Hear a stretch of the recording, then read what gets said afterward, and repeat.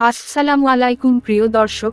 ইরাকের বিখ্যাত আলেম মালেক বিন দিনার রহমাতুল্লাহ একবার এক বিশাল মাহফিলে বক্তব্য দিতে দাঁড়াতেই এক শ্রোতা বলে উঠলেন, আপনার বক্তব্য শুরু করার আগে একটা প্রশ্নের উত্তর দিবেন। মালেক বিন দিনার প্রশ্ন করার অনুমতি দিলেন।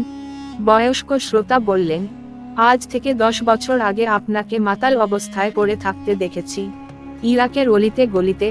আপনি সে অবস্থা থেকে কিভাবে ফিরে এলেন? মালেক বিন দিনার কিছুক্ষণ মাথা নিচু করে রইলেন, তারপর বললেন, ঠিক বলেছেন আপনি। আমি সেই ব্যক্তি যে কিনা নেশাগ্রস্ত অবস্থায় ইরাকের অলিতে গলিতে রাস্তায় রাস্তায় পড়ে থাকতাম। শুনুন তাহলে আমার কাহিনী। এক কদরের রাতে মদের দোকান বন্ধ ছিল। দোকানিকে অনেক অনুরোধ করে এক বোতল মদ কিনলাম, বাসায় গিয়ে খাবো এই শর্তে। বাসায় ঢুকলাম, ঢুকেই দেখি আমার স্ত্রী নামাজ পড়ছে। আমি আমার ঘরে চলে গেলাম এবং বোতলটা টেবিলে রাখলাম। আমার 3 বছরের শিশু মেয়েটা দৌড়ে এলো, টেবিলের সাথে ধাক্কা খেয়ে মদের বোতল মাটিতে পড়ে ভেঙে গেল। অবুঝ মেয়েটি খিলখিল করে হাসতে লাগলো।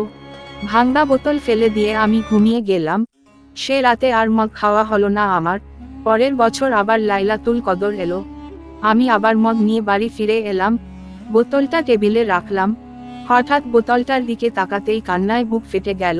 3 মাস হলো আমার শিশু কন্যাটি মারা গিয়েছে। বোতলটা বাইরে ফেলে দিয়ে ঘুমিয়ে পড়লাম। স্বপ্নে দেখছি এক বিরাট অজগর সাপ আমায় তাড়া করছে। এত বড় সাপ আমি জীবনেও দেখিনি। আমি ভয়ে দৌড়াচ্ছি সাপের কাছ থেকে বাঁচতে। এমন সময় এক দুর্বল বৃদ্ধকে দেখলাম। বৃদ্ধকে বললাম, আমাকে বাঁচান। বৃদ্ধ আমাকে বলল, আমি খুব দুর্বল এবং ক্ষুধার্ত বাবা, এই সাপের সাথে আমি পারবো না। তুমি ওই পাহাড়ের ডান দিকে উঠে যাও। পাহাড়ে গিয়ে দেখি দাও দাও আগুন জ্বলছে, আর পিছনে এগিয়ে আসছে সেই সাপ। বৃদ্ধের কথা মতো ডানে ছুটলাম। দেখলাম সুন্দর একটা ফুলের বাগান, যেখানে ছোট ছোট বাচ্চারা খেলছে আর জান্নাতি গান বলছে। গেইটে দারোয়ান দাঁড়ানো। দারোয়ান বাচ্চাদের বলল, বাচ্চারা দেখো তো এই লোকটিকে, একে সাপটা খেয়ে ফেলবে নয়তো আগুনে ফেলে দিবে। দারোয়ানের কথায় বাচ্চারা ছুটে এলো। তাদের মাঝে আমার ছোট মেয়েটাও আছে। মেয়েটা আমার ডান হাত জড়িয়ে ধরে বাম হাতে থাপ্পড় দিয়ে সাপটিকে দূরে ফেলে দিল। অমনেই সাপটি চলে গেল। আমি অবাক হয়ে বললাম আমার ছোট্ট মেয়েটিকে, মা তুমি এত ছোট আর এত বড় সাপ তোমায় ভয় পায়? মেয়েটি বলল, আমি জান্নাতি মেয়ে বাবা, জাহান্নামের সাপ আমায় ভয় পায়। ওই সাপকে তুমি চিনতে পেরেছো বাবা?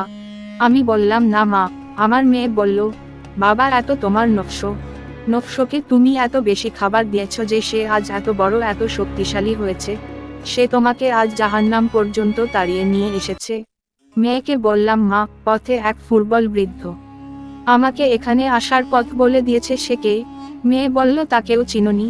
সে তোমার রুহু, তাকে তো কোন দিনও খেতে দাওনি তুমি। সে না খেয়ে এতই দুর্বল হয়ে পড়েছে যে কোন রকম বেঁচে আছে। এক কথায় বাবা, সাপটি হচ্ছে আপনার বদ আমল। বয়স্ক বৃদ্ধ লোকটি তোমার নেক আমল। তোমার নেকির চেয়ে বদির শক্তি বেশি, তাই তোমার নেকি তোমাকে বাঁচাতে অক্ষম।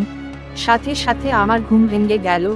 সেই দিন থেকে আমি আমার রূপকে খাদ্য দিয়ে যাচ্ছি আর নেকি বৃদ্ধি করে যাচ্ছি, আর নফসের খাদ্য একেবারেই বন্ধ করে দিয়েছি। চোখ বন্ধ করলেই সেই ভয়াবহ রূপটি দেখতে পাই। একথা বলেই মালেক বিন দিনার অঝরে কেঁদে দিলেন। আল্লাহ তাআলা আমাদের সবাইকে সঠিক পথে পরিচালিত করুন।